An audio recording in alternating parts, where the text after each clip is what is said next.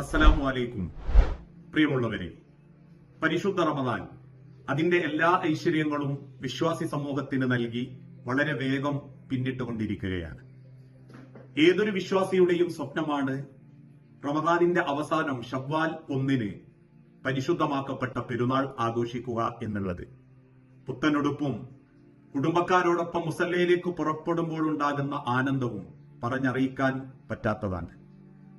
എന്നാൽ ഒരു പുത്തനുടുപ്പോ കൈപിടിക്കാൻ രക്ഷിതാക്കളോ ഇല്ലാത്ത ആയിരക്കണക്കിന് മക്കൾ, കുടുംബങ്ങൾ, നിരാലംബർ നമ്മൾക്കിടയിലുണ്ട്.